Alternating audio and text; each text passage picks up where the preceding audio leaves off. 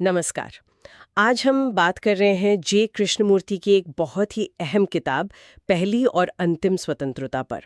ये एक ऐसी किताब है जिसने मुझे लगता है अनगिनत लोगों के सोचने के ढंग को, दुनिया को देखने के नज़रिए को वाकई बदला है। बिल्कुल, ये सिर्फ एक किताब नहीं है, ये तो जैसे एक आईना है, जो हमें दिखाता है हमारे अपने अंदर के पूर्वाग्रह, हमारे डर और वो सारी परतें जिनके नीचे शायद असली आज़ादी कहीं छुपी है। हाँ, तो हमारे पास इस किताब से जुड़े कुछ खास अंश हैं।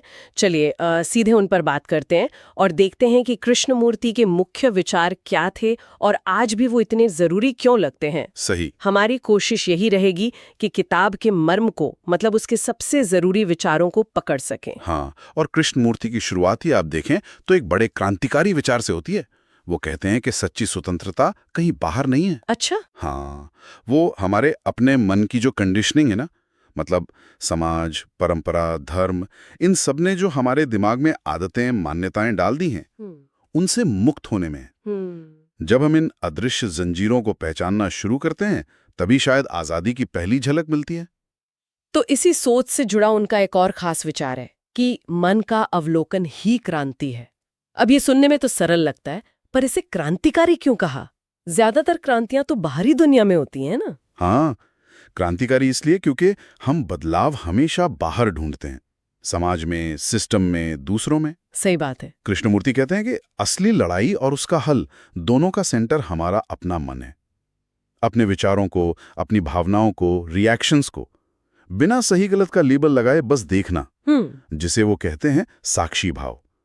यही सबसे बड़ा और शायद पहला कदम है। साक्षी भाव, जैसे नदी किनारे बैठकर बस पानी को बहते देखना। बिल्कुल, उसे बदलने की कोशिश नहीं, रोकने की कोशिश नहीं, बस तटस्थ होकर जानना कि क्या हो रहा है। अच्छा। और इसी देखने से, इसी अवलोकन से समझ पैदा होती है। और वो समझ ही बदलाव लाती है अपने आप, बिना किसी जोर जबरदस्ती के। और मन के इसी अवलोकन से जुड़ी एक और बहुत अहम चीज है जिस पर कृष्णमूर्ति बात करते हैं, वो है डर।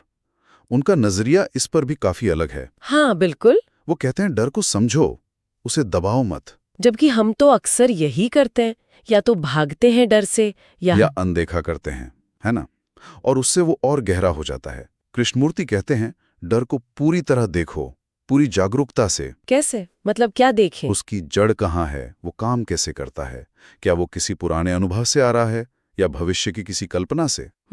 जब हम डर के पूरे मैकेनिज्म को, उसके तंत्र को बिना घबराए समझते हैं ना, तो वही समझ हमें धीरे धीरे उससे मुक्त कर देती है। डर का एनालिसिस नहीं, बल्कि उसका सीधा सामना, उसका साक्षात्कार जरूरी है। इसी जागरूकता की बात को अगर आगे बढ़ाएं, तो कृष्णमूर्ति प्रेम को भी एक बिल्कुल ही अलग नजरिए से देखते हैं। हाँ।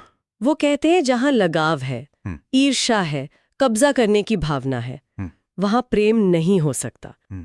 ये बात तो मतलब रिश्तों की हमारी जो सामान्य समझ है उसे सीधी चुनौती देती है। बिल्कुल, और शायद ही उनके सबसे मुश्किल, सबसे चुनौतीपूर्ण विचारों में से एक है। उनके हिसाब से जिसे हम अक्सर प्रेम समझ बैठते हैं, वो असल में एक तरह की निर्भरता होती है। अच्छा। हाँ, सुरक्षा की खोज या शायद अकेलेपन का डर। सच्चा प्रेम उनके लिए एक ऐसी अवस्था है जो पूरी तरह आजाद है, अपेक्षाओं से, मांगों से, भविष्य के किसी वादे से भी। ये प्रेम किसी एक व्यक्ति या चीज पर टिका नहीं होता, बल्कि ये तो होने की एक अवस्था है, एक तरह का फैलाव। जाहिर है इसे जीना, इसे उतार पाना जीवन में एक बहुत गहरी साधना है। और ये साधना किसी खास तकनीक या विधि तक सीमित नहीं है, है ना? जैसे ध्यान या मेडिटेशन को लेकर भी उनका नजरिया पारंपरिक नहीं है। सही कहा आपने।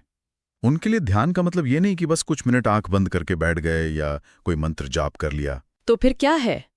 ध्यान यानी जीवन के हर पल में जागरूक रहना, चलते हुए, बोलते हुए, खाते हुए, सोचते हुए भी।